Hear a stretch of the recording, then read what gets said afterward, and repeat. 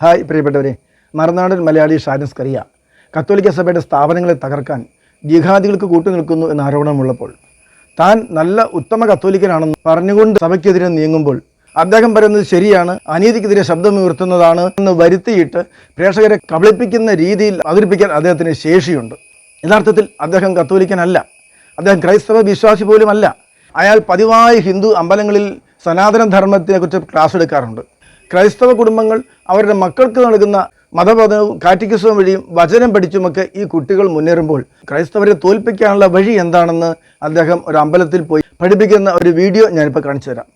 അതിൽ അദ്ദേഹം പറയുന്നത് പല വചനങ്ങളും ബോധ്യങ്ങളും പറയുമ്പോൾ നമ്മുടെ കുട്ടികൾക്ക് അവരുടെ മുമ്പിൽ പിടിച്ചു നിൽക്കാൻ കഴിയാത്തവരും അങ്ങനെ അവർ തോറ്റ് ക്രൈസ്തവ വിശ്വാസം ശരിയാണെന്നെങ്ങാനും ചിന്തിച്ചു പോകാൻ സാധ്യതയുള്ളതുകൊണ്ട് കാറ്റക്കിസത്തിന് വിരുദ്ധമായ സനാതന ധർമ്മത്തിൻ്റെ ഒരു പ്രത്യേക ക്ലാസ്സുകൾ ഹൈന്ദവ കുട്ടികൾക്ക് കൊടുക്കണം, എങ്കിലും നമ്മുടെ കുട്ടികൾ ക്രൈസ്തവ കുട്ടികളുടെ മുമ്പിൽ പിടിച്ചു നിൽക്കാനാവൂ എന്ന് അദ്ദേഹം പറയുന്നത് കേൾക്കുക. ആദ്യം വേണ്ടത് രാമായണം വായിക്കുക, മഹാഭാരതവും ഭഗവത്ഗീതയും വായിക്കുക. ഈ 3 എണ്ണം വായിക്കുക മിനിമം. ഈ 3 എണ്ണം വായിക്കാത്ത ഒരാൾ എങ്ങനെയാണ് ഹിന്ദു ആവുന്നത്? പലവട്ടം വായിക്കണം മിനിമം. അത്രയും മാത്രം ചെയ്താൽ ഒരു ഹിന്ദുവിന് അവന്റെ സ്വത്വബോധം ഉണ്ടാവും. ഇല്ലെങ്കിൽ എന്താ കുഴപ്പമെന്ന് വെച്ചാൽ ഈ കുഞ്ഞുങ്ങൾ വളർന്നു വരുമ്പോൾ അവർക്ക് നാണക്കേട് തോന്നും. കാരണം അവരുടെ കൂടെ നിൽക്കുന്നവരോട് വാദിച്ച് ജയിക്കാൻ കഴിയാതെ വരുമ്പോൾ പതിയെ അങ്ങ് സൈഡാവും. ജന്മങ്ങളും പുനർജന്മങ്ങളും ഉണ്ടാവും. അതിനൊക്കെ ശേഷമേ നമുക്ക് മോക്ഷം കിട്ടും, അല്ലാതെ മരിച്ച ഉടനെ മോക്ഷം കിട്ടില്ല. മനുഷ്യനായും മറ്റു പലതായും നമ്മൾ ജനിക്കുകയും പുനർജനിക്കുകയും ചെയ്യണം. ഒടുവിൽ നമ്മുടെ പ്രവൃത്തി കൊണ്ട് നമുക്ക് മോക്ഷം കിട്ടും. ആ മോക്ഷത്തിന് വേണ്ടി, ശാശ്വതമായ ജീവിതത്തിന് വേണ്ടി നമ്മൾ അനുഷ്ഠിക്കുന്ന ധർമ്മമാണ് സനാതന ധർമ്മം പഠിപ്പിക്കുന്നത്.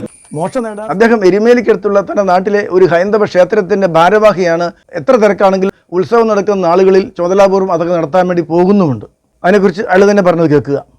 ഞങ്ങളുടെ നാട്ടിലൊരു അമ്പലമുണ്ട്, ഞാനോടുകൂടി ഇനിഷ്യേറ്റീവ് എടുത്ത് തുടങ്ങിയ അമ്പലമായിരിക്കുന്നത് അയ്യപ്പ ക്ഷേത്രം. 17 വർഷമായി ആ ക്ഷേത്രത്തിലെ ഉത്സവത്തിലെ മുഖ്യ ദിനത്തിലെ ഉത്തരവാദിത്വം എനിക്കാണ്. എവിടെയാണെങ്കിലും ഞാൻ ആ പരിപാടി, ആ ഉത്സവം നടത്താൻ പോവാറുണ്ട്. ഇങ്ങനെയുള്ള ഒരാൾ എങ്ങനെ ക്രൈസ്തവനാകും? അയാൾ വിശ്വാസത്തിൽ ഉറപ്പില്ലാത്തവനായതുകൊണ്ട് എല്ലാ ആണ്ടിലും മലയാറ്റൂരും പോകും, എല്ലാ ആണ്ടിലും ശബരിമലയ്ക്കും പോകും. 4-5 തവണ വ്രതമെടുത്ത് മാലയിട്ട് ശബരിമല കയറാൻ പോയത് എനിക്കറിയാം. അതിലേറെ തവണയെന്ന് അദ്ദേഹം തന്നെ പറയുന്നത് കേൾക്കുക. ഞാൻ അയ്യപ്പനെ സ്നേഹിക്കുകയും ബഹുമാനിക്കുകയും ഇഷ്ടപ്പെടുകയും ചെയ്യുന്ന ആളാണെന്ന് എന്നെ അറിയാവുന്നവർക്കൊക്കെ അറിയാം. എത്രയോ തവണ ശബരിമല അയ്യപ്പനെ കണ്ടിട്ടുണ്ട്. അതുകൊണ്ട് തന്നെ അയ്യപ്പനെ തേടിപ്പോയ ചാണ്ടിയമ്മനോട് എനിക്ക് ബഹുമാനവും. ഇങ്ങനെയുള്ള വ്യക്തിക്ക് കത്തോലിക്ക സഭയുടെ പക മാത്രമേ ഉള്ളൂ. അവസരം കിട്ടുമ്പോൾ പക വീട്ടും എന്ന് മാത്രം മനസ്സിലാക്കണം. അമല മെഡിക്കൽ കോളേജിലും ജൂബിലി മെഡിക്കൽ കോളേജിലും നടന്ന സമരത്തിൽ UN ഒരിക്കലും സഭാധ്യക്ഷന്മാരെ ആക്ഷേപിച്ചിട്ടില്ല. ഞാനൊരു കത്തോലിക്കനാണ്, ക്രിസ്ത്യാനിയാണ്, ഞാനാണ് ആക്ഷേപിച്ചത് അയാൾ സ്വയം പറയുന്നു. എന്നാൽ അയാളാണ് UNയുടെ പരമാത്മാവും ജീവാത്മാവും. അതിന് നേതൃത്വമൊക്കെ മറ്റു പലരായിരുന്നെങ്കിലും കുറച്ച് നാളുകളായിട്ട് അത് ഷാജൻ സ്കറിയയുടെ ബിനാമി സംഘടനയായിട്ട് മാറി. ഷാജൻ പറയുന്ന വെച്ചാൽ കാര്യങ്ങൾ പോകുന്നത്. സമരം നടത്തിയതും സഭയുടെ ഏറ്റുമുട്ടിയതും UN ആയിരുന്നു എന്ന് പറയുമ്പോൾ ഷാജന് അതിൽ ഉത്തരവാദിത്വം ഉണ്ടായിരുന്നു എന്നറിയാൻ ഈ ഭാഗം ഒന്ന് കേൾക്കുക. എങ്കിലും 25,000-ഓളം നേഴ്സുമാരെ സംഘടിപ്പിച്ചിട്ടുണ്ട്. ഇന്നലെ ഈ ടൗൺ ഹാളിലേക്ക് നിങ്ങൾ വിശ്വാസികളോട് ഒഴുകിയെത്താൻ പറഞ്ഞപ്പോൾ നേഴ്സിംഗ് സമൂഹത്തോട് അങ്ങോട്ട് ചെല്ലാൻ ഞങ്ങളും പറഞ്ഞിരുന്നെങ്കിൽ ഇതിന്റെ 10 ഇരട്ടി ആളുകൾ എത്തുമായിരുന്നു. ഞങ്ങൾ പറഞ്ഞിരുന്നെങ്കിൽ അവർ വരുമായിരുന്നു എന്ന് പറയുമ്പോൾ ആരാണ് അതിൻ്റെ ഉത്തരവാദിത്തപ്പെട്ട ആൾ? UNയുടെ ഉത്തരവാദിത്തപ്പെട്ട ആൾ തന്നെയാണ് ഷാജൻ. അതുകൊണ്ട് UN സഭയ്ക്കെതിരെ നീങ്ങിയില്ല എന്ന് പറയുന്ന അർത്ഥമില്ല. ഷാജന് മുമ്പിൽ നിൽക്കുമ്പോൾ ഏറ്റുമുട്ടൽ സഭയ്ക്കെതിരെ ആയതുകൊണ്ട് മറ്റൊരു മതത്തിൻ്റെ നാമധാരിയായ UN നേതാവിനെ പിന്നിലേക്ക് നിർത്തി, കർട്ടന് പുറകിൽ നിർത്തി എന്ന് മാത്രം. അത് വിവരമുള്ളവർക്ക് മനസ്സിലാവില്ലേ? നേഴ്സുമാർക്കും എല്ലാ വിധത്തിലുള്ള തൊഴിലാളികൾക്കും ശമ്പളം ആവശ്യത്തിന് വേണം, കൂട്ടിക്കൊടുക്കേണ്ടതൊക്കെ ആവശ്യമാണെന്ന് നമുക്കറിയാം. അതൊരു സ്ഥാപനത്തെ ലക്ഷ്യമിട്ടാകുമ്പോൾ സമരം നടത്താനുള്ള സ്പോൺസർഷിപ്പും അധോലോക സംഘങ്ങളോ ഭീകര സംഘങ്ങളോ ഒക്കെ വഹിച്ചു നിൽക്കും. അവിടെ നീതിയുടെ മുഖംമൂടി അണിഞ്ഞ് കുറേ പേര് വായിട്ടലയ്ക്കും. പൊതുജനത്തിന് കാര്യമൊക്കെ മനസ്സിലാവും. ഇദ്ദേഹം നേഴ്സുമാരുടെ ശമ്പളം വർദ്ധിപ്പിക്കാൻ ഇത്രമാത്രം ഘോരഘോരം സംസാരിക്കുന്നു. അതിനുവേണ്ടി 25-ലേറെ വീഡിയോയാണ് അയാളിട്ടിരിക്കുന്നത്. ഒന്ന് നോക്കുക. വേറെ ഏതെങ്കിലും സമര മേഖലയിൽ തൊഴിലാളികളുടെ അവകാശങ്ങൾക്ക് വേണ്ടി അയാൾ ഇത്രയും വീഡിയോ ചെയ്തിട്ടുണ്ടോ? ഇല്ല. ഇത്രമാത്രം മറ്റേതെങ്കിലും സ്ഥാപനങ്ങളെ വിമർശിച്ചിട്ടുണ്ടോ? ഇല്ല. നേഴ്സുമാർക്ക് കിട്ടുന്നതിൻ്റെ പകുതി മാത്രം ശമ്പളമുള്ള ഡോക്ടർമാരുള്ള ആശുപത്രികളുണ്ട്. അവർക്ക് ശമ്പളം കൂട്ടിക്കൊടുക്കാൻ വേണ്ടി ഇദ്ദേഹം എന്തെങ്കിലും ചെയ്തിട്ടുണ്ടോ? വീഡിയോ ചെയ്തിട്ടുണ്ടോ? അവിടെ യൂണിയൻ ഉണ്ടാക്കിയിട്ടുണ്ടോ? ഇല്ല. വെറും 15,000 രൂപയ്ക്ക് അനേക വർഷങ്ങളായി വെറും 15,000 രൂപ മാസം വാങ്ങി ജോലി ചെയ്യുന്ന ഡോക്ടർമാർ ഞാൻ തെളിവ് നിർത്താമല്ലോ. ശ്രീധരീയം ഉൾപ്പെടെയുള്ള പല ആയുർവേദ ആശുപത്രികളിലെ സ്ഥിതി ഇതാണ്. സ്റ്റാർട്ടിങ് ശമ്പളം ഇത്രയേ ഉള്ളൂ. 1 വർഷം കഴിഞ്ഞ് എക്സ്പീരിയൻസ് സർട്ടിഫിക്കറ്റ് തരും. അതിനുശേഷം പോകണമെങ്കിൽ പോകാം, തുടരുകയാണെങ്കിൽ ശമ്പളം ഇരട്ടിയാക്കാം എന്നൊക്കെ പറഞ്ഞ് കബളിപ്പിച്ച് നിർത്തിയിട്ട് 3-4 കൊല്ലമായിട്ടും എക്സ്പീരിയൻസ് സർട്ടിഫിക്കറ്റ് കൊടുക്കാതെ ഏതായാലും ഇത്രയായില്ലേ, ഒരു കൊല്ലം അങ്ങോട്ട് നിൽക്കുക, അടുത്ത കൊല്ലം സർട്ടിഫിക്കറ്റ് തന്നു വിടാം എന്ന് പറഞ്ഞ് ഈ ഡോക്ടർമാരെ ചൂഷണം ചെയ്യുന്ന, നോക്കണം നേഴ്സുമാരെ പോലെയാണോ? എത്രയോ ലക്ഷങ്ങൾ മുടക്കി നീറ്റിൻ്റെ എൻട്രൻസ് കോച്ചിങ് കഴിഞ്ഞ് ഈ 5 കൊല്ലം കഴിഞ്ഞ് പുറത്തിറങ്ങുന്ന ഡോക്ടർമാർക്ക് 5 കൊല്ലമായിട്ടും 15,000 രൂപ ശമ്പളമുള്ള നിരവധി സാഹചര്യങ്ങൾ.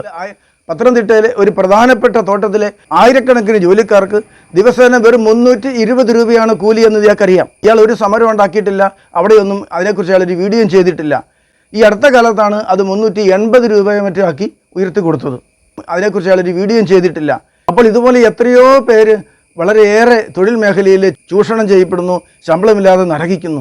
അതിലൊന്നും ഇയാൾക്ക് വേവലാതിയില്ല. നേഴ്സുമാരുടെ കാര്യത്തിൽ മാത്രം ചാടി വീഴുന്നതിൻ്റെ കാര്യം എന്താണ്? നേഴ്സുമാർ ഇയാളുടെ ഒരു വീക്ക്നെസ്സാണ്. അതാണ് ഇതിൻ്റെ കാര്യം. അനേക നേഴ്സുമാരുടെ മുമ്പിൽ വീരശൂര പരാക്രമിയായി ഒരു വീരപരിവേഷം ചാർത്തി നിൽക്കുമ്പോൾ അദ്ദേഹത്തിൻ്റെ ചില താല്പര്യങ്ങൾക്ക് അത് ഗുണകരമാണ്. അതുകൊണ്ട് എല്ലായിടത്തുമുള്ള നേഴ്സുമാരെ സുഖിപ്പിക്കുക എന്ന ഒറ്റ ലക്ഷ്യത്തിലാണ് ഇയാൾ സഭയ്ക്കെതിരെ പോലും അനീതിക്കെതിരെ എന്ന് പറഞ്ഞ് ഈ ആഞ്ഞടിക്കുന്നത്. അതിന് വ്യക്തമായ തെളിവ് എന്തെങ്കിലുമുണ്ട്. ഇയാൾ 10 കൽപ്പനകൾ പാലിക്കുന്നവനാണെന്നും ഉദാസുകൾ സ്വീകരിക്കുന്നവനാണെന്നും ഒക്കെ ഇയാൾ പ്രസംഗിച്ചിട്ടുണ്ട്. 10 കൽപ്പനയിൽ 6ാം പ്രമാണം ഇദ്ദേഹത്തിന് വെറും പുല്ലാണ്. ശ്വേത മേനോൻ സിനിമാ സംഘടന അമ്മയുടെ ഭാരവാഹിയെ മത്സരിക്കാൻ നോമിനേഷൻ കൊടുത്ത നാളുകളിൽ ആരോ കേസ് കൊടുത്തു. ചില അവിഹിത ബന്ധങ്ങളും വൃത്തികേടുകളും ഒക്കെ ഉള്ളവളാണ് പിന്നെ കേസ് കൊടുത്തപ്പോൾ ഇദ്ദേഹം ചെയ്ത വീഡിയോയ്ക്കിടയിൽ ഇദ്ദേഹം പറഞ്ഞൊരു വാക്കുണ്ട്. ഞാനത് കേട്ട് സേവ് ചെയ്ത് വെച്ചെങ്കിലും ഒത്തിരി സമയം മെനക്കെട്ട് നോക്കിയെടുക്കേണ്ടതുണ്ട്. അത് ഞാൻ നോക്കിയെടുത്ത് അടുത്ത ദിവസം പബ്ലിഷ് ചെയ്യുന്നതാണ്. ഇദ്ദേഹം പറഞ്ഞ വാക്ക് അവിഹിതം എന്ന് പറയുന്നതിനോട് തന്നെ എനിക്ക് യോജിപ്പില്ല എന്ന് അദ്ദേഹം പറയുകയാണ്. ഇരുവർക്കും ഹിതകരമാണെങ്കിൽ പിന്നെ ആർക്കാണ് അത് അവിഹിതം? അതുകൊണ്ട് ആ വാക്കിനോട് ഞാൻ യോജിക്കുന്നില്ല എന്ന് പറയുന്നു. എന്താണ് പ്രിയപ്പെട്ടവർ ഇതിനർത്ഥം? ഇദ്ദേഹത്തിൻ്റെ നിലവാരം എന്താണ്? അവിഹിതവും വിഹിതവും അഹിതവും എന്ന വാക്കുകളുടെ അർത്ഥം ഇദ്ദേഹത്തിന് അറിയാമോ? ഹിതം എന്നതിൻ്റെ ഓപ്പോസിറ്റ് അഹിതം എന്നാണ്, അവിഹിതം എന്നല്ല. വിഹിതം എന്നത് ഓഹരി, അവകാശപ്പെട്ട ഓഹരിക്കാണ് പറയുക. അവകാശമില്ലാത്തടത്ത് കയ്യേറുന്നതിനാണ് അവിഹിതമായി കൈവശം വെച്ചിരിക്കുന്നു എന്ന് പറയുക. അന്യൻ്റെ ഭാര്യയെ ഒരുവൻ സ്വന്തമാക്കാൻ ശ്രമിക്കുകയോ കൂടെ കൊണ്ടുനടക്കുകയോ ചെയ്യുമ്പോൾ അത് അവിഹിതമാണ്, അവൻ അവകാശപ്പെട്ടതല്ല, മറ്റൊരാളുടെ വിഹിതമാണത്. മൃതാടന് അതൊരു വിഷയമേ അല്ല.